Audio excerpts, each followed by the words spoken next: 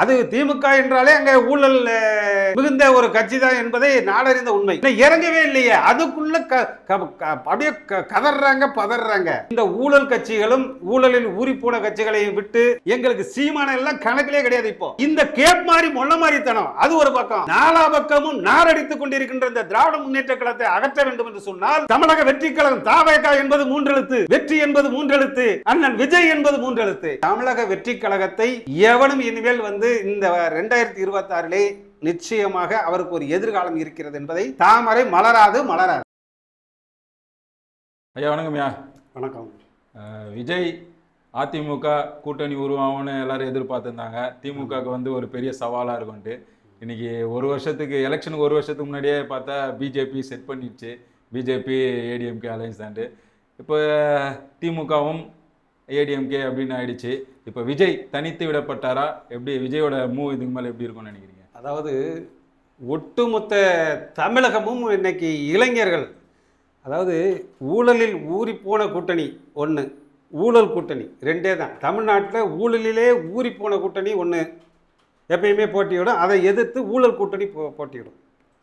இதில் விஜய் போயிடுவாரோ அந்த ஊழலில் ஊறி போன கட்சியோடு கூட்டணியோடு போயிடுவாரா, இல்லை ஊழல் கூட்டணியோடு போயிடுவாரோங்கிற அச்சம் இன்றைய இளைய தலைமுறையினருக்கும் சமூக ஆர்வலர்களுக்கும் பொதுமக்களுக்கும் ஒரு அச்சம் இருந்தது. இவன் என்னமோ நினச்சிக்கிட்டு இருக்கிறாங்க. தெளிவாக தமிழ்நாட்டினுடைய ஜல்லிக்கட்டு காளைகள் என்ன இந்த தூய்மையான அரசியலை விரும்பக்கூடிய பெருந்தலைவர் காமராஜர் வழியிலே விரும்பக்கூடிய அரசியல் நோக்கர்கள், அரசியல் சிந்தனையாளர்கள் எல்லாம் இப்போ சந்தோஷத்தில் இருக்கிறாங்க. இன்னைக்கு கிடுகிடுன்னு இன்னைக்கு விஜயனுடைய செல்வாக்கு மடமடமடன்னு உயர்ந்து கொண்டே இருக்கிறது.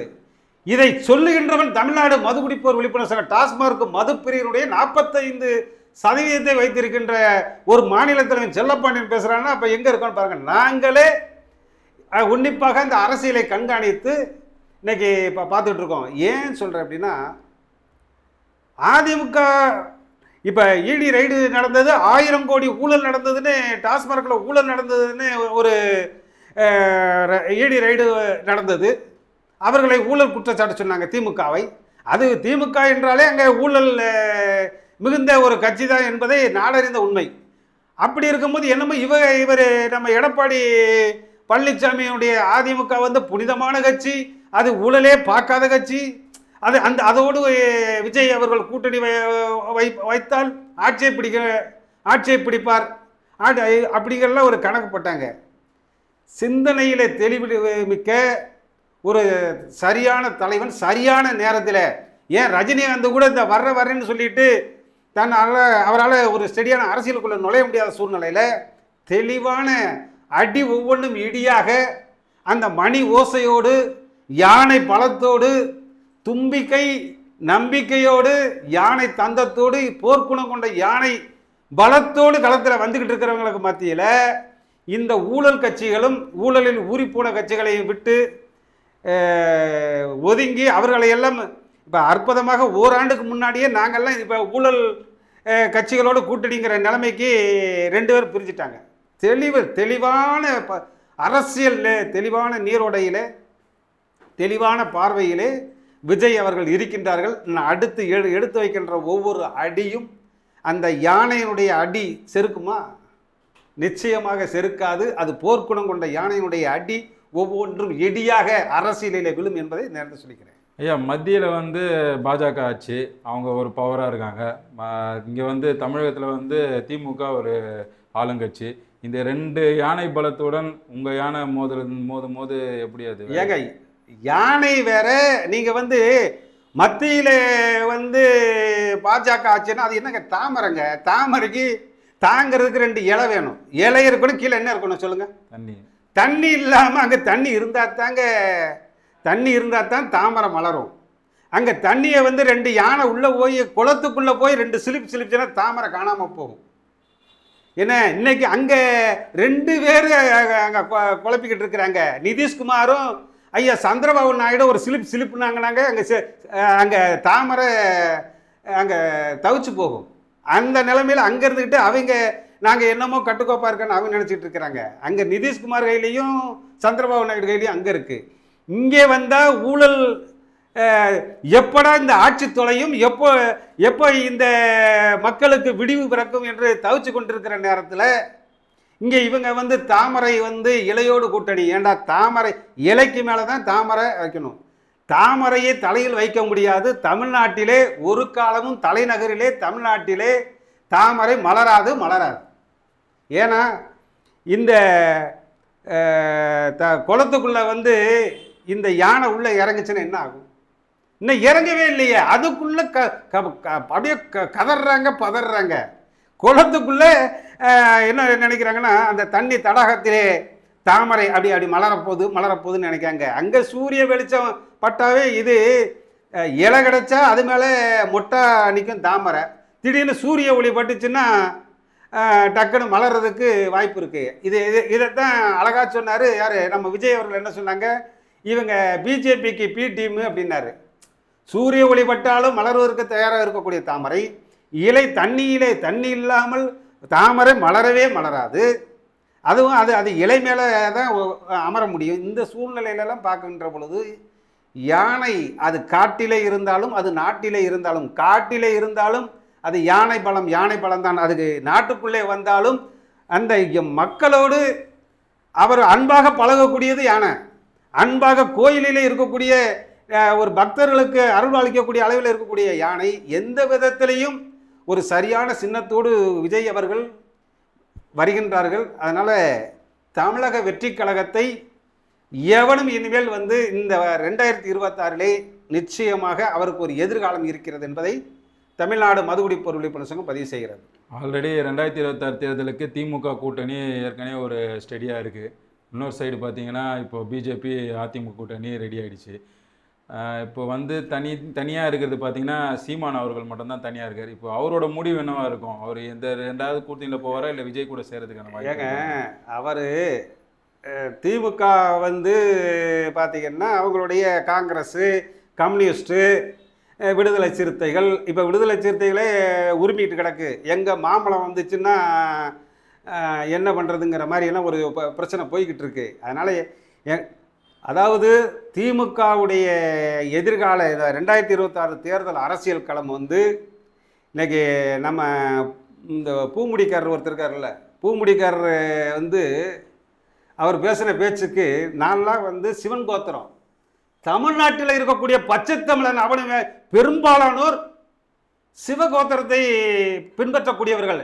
நீ இடம் விழுந்துருச்சுன்னா நீ போய் கருமாதி பண்ண போற, இல்லை ஒரு சடங்கு பண்ண போற, ஒரு கோயில்லையோ ஒரு குளத்துலையோ பாபநாசத்திலேயோ இல்லை குற்றாலத்திலேயோ இல்லை ராமேஸ்வரத்திலேயோ இல்லை காசியிலேயோ போய் நீ ஒன்று அர்ப்பணம் செய்ய போற, தர்ப்பணம் செய்ய போறன்னு சொன்னா உன் மூதாதையர்களை வழிபட்டு நீ சொல்லுகின்ற பொழுது உன் கோத்திரம் என்னன்னு கேட்கின்ற பொழுது சிவகோத்திரம் என்று சொல்லக்கூடிய அளவிலே அந்த சிவபெருமானை தமிழ்நாட்டிலே நெற்றிக்கண் திறப்பினும் குற்றம் குற்றமே என்று சொல்லி சங்கம் வைத்து தமிழ் வளர்த்த தமிழ் மண்ணிலே ஒரு சிவகோத்திரத்தை, ஒரு சிவனை, அந்த பட்டை போடுகின்றவர்களை இழிவாக பேசிய அந்த பூமுடி, அவனுக்கு பூமுடின்னு பேர் வச்சது பொன்முடி கிடையாது. அவருக்கு வச்ச பேரே வந்து அந்த காலத்திலேயே என்ன ஞாபகத்தில் வச்சாங்களோ அவன் பேர் பூமுடி தான், பொன்முடி கிடையாது.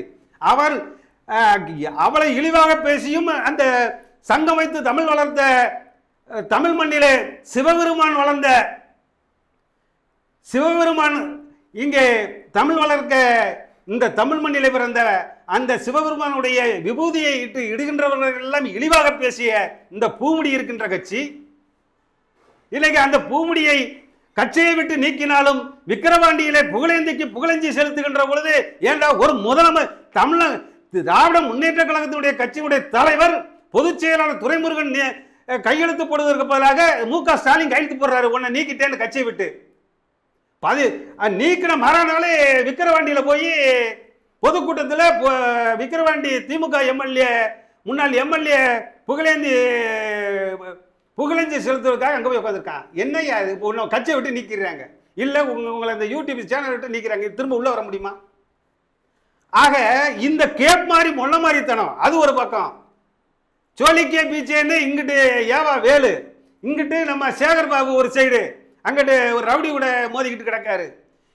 நம்ம துரைமுருகன் வந்து ஊனமுற்றவர்களை கேலியாக பேசுவது, இப்படி நாலா பக்கமும் நாரடித்துக் கொண்டிருக்கின்ற இந்த திராவிட முன்னேற்ற கழகத்தை அகற்ற வேண்டும் என்று சொன்னால் தமிழக வெற்றி கழகம் சரியான நேரத்திலே களம் இறங்கி கொண்டிருக்கின்றது. அதனால இந்த தருதலைகளை பேரறிஞர் அண்ணாவால் வளர்த்தெடுக்கப்பட்ட அற்புதமான ஒரு திராவிட முன்னேற்ற கழகத்தை இன்னைக்கு அகல பாதாளத்துக்கு எடுத்து செல்கின்ற அரசியலை விட்டு அகற்றக்கூடிய நிலைமையில போய்கிட்டு இருக்கின்ற பொழுது இன்றைக்கு தமிழக மக்களுக்கு ஒரு ஒளிவிளக்காக கலங்கரை விளக்கமாக விஜய் அவர்கள் தான் வழிகாட்ட முடியும்.